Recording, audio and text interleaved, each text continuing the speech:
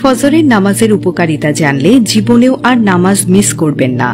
আমি আপনাদেরকে অনুরোধ করব ভিডিওটি একেবারে শেষ পর্যন্ত দেখার জন্য। প্রিয় নবী হযরত মুহাম্মদ সাল্লাল্লাহু আলাইহি ওয়াসাল্লাম ইরশাদ করেন, কিয়ামতের দিন সর্বপ্রথম বান্দার নামাজের হিসাব নেওয়া হবে। যদি তার নামাজ ঠিক হয় তবে তার সকল আমল সঠিক বিবেচিত হবে, আর যদি নামাজ বিনষ্ট হয় তবে তার সকল বিনষ্ট বিবেচিত হবে। তিরমিজি শরীফ 278। অন্যান্য নামাজের তুলনায় ফজরের নামাজ আদায়ের গুরুত্ব অনেক অনেক বেশি, কারণ যে সময়টিতে সবাই প্রায় ঘুমের ঘোরে ব্যস্ত থাকে সেই সময়টিতে আরামের ঘুম ভেঙে সকাল সকাল উঠে নামাজ আদায় করা সবার জন্য সহজ নয়। তাই ফজরের নামাজ আদায় করার জন্য এবং জামাতের সঙ্গে তা আদায় করা। প্রিয় নবী সাল্লাল্লাহু আলাইহি ওয়াসাল্লাম এই সম্পর্কে অনেক সাহাবীর কথা হাদিসে ঘোষণা করে গেছেন। 1 নাম্বার, জাহান্নাম থেকে মুক্তি এবং জান্নাত প্রাপ্তির সুসংবাদ। সুবহানাল্লাহ। বিখ্যাত তাবেঈ আবু বকর বিন উমারাহ তার পিতা রুয়াবাহ থেকে বর্ণনা করেন, আমি রাসূলুল্লাহ সাল্লাল্লাহু আলাইহি ওয়াসাল্লামকে বলতে শুনেছি, যে ব্যক্তি সূর্যোদয়ের আগে এবং সূর্যাস্তের আগে অর্থাৎ ফজর এবং আসরের নামাজ আদায় করে এমন কখনো ব্যক্তি জাহান্নামে যাবে না। সুবহানাল্লাহ। মুসলিম শরীফ হাদিস নাম্বার 1322। দ্বিতীয় নাম্বার হচ্ছে ফজরের নামাজে দাঁড়ানো সারা রাত দাঁড়িয়ে নামাজ পড়ার সমান। হযরত উসমান ইবনে আফফান রাদিয়াল্লাহু আনহু থেকে বর্ণিত, রাসূলুল্লাহ সাল্লাল্লাহু আলাইহি ওয়াসাল্লাম বলেছেন, যে ব্যক্তি জামাতের সঙ্গে এশার নামাজ আদায় করল সে যেন অর্ধেক রাত পর্যন্ত নফল নামাজ আদায় করল, আর যে ব্যক্তি ফজরের নামাজ আদায় করল সে যেন সারা রাত জেগে নামাজ আদায় করল। সুবহানাল্লাহ। মুসলিম শরীফ হাদিস নম্বর 1377। তৃতীয় নম্বর হচ্ছে কিয়ামতের দিন সরাসরি আল্লাহকে দেখার সৌভাগ্য লাভ করবে। রাসূল সাল্লাল্লাহু আলাইহি ওয়াসাল্লাম বলেন, যে ব্যক্তি তার আরামের ঘুম ভেঙে তার ফজরের নামাজ পড়বে সে ব্যক্তি কিয়ামতের দিন আল্লাহর দিদার লাভ করবে। বুখারী শরীফ হাদিস নাম্বার 573। এটি হলো বান্দার জন্য সর্বোত্তম পুরস্কার। হযরত হারির বিন আব্দুল্লাহ রাদিয়াল্লাহু তাআলা আনহু বর্ণনা করেন, একবার আমরা নবী করিম সাল্লাল্লাহু আলাইহি ওয়াসাল্লামের কাছে উপস্থিত ছিলাম।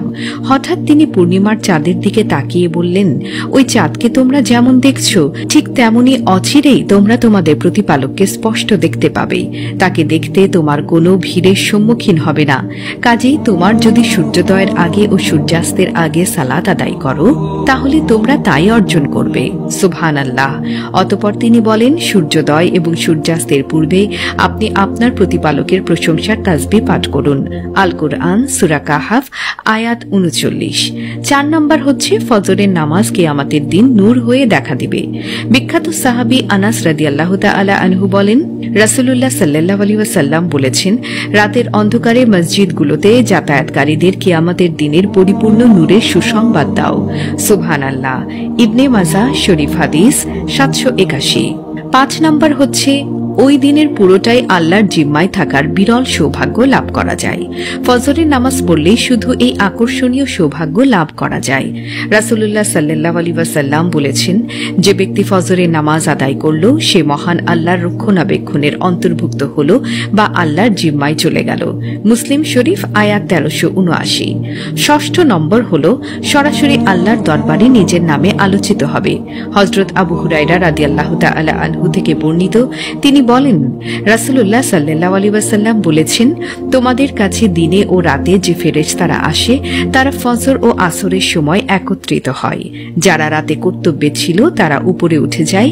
আল্লাহ তো সবকিছু জানেন, তবুও ফেরেশতাদের প্রশ্ন করেন, হে ফেরেশতারা, আমার বান্দাদের কেমন রেখে আসলে?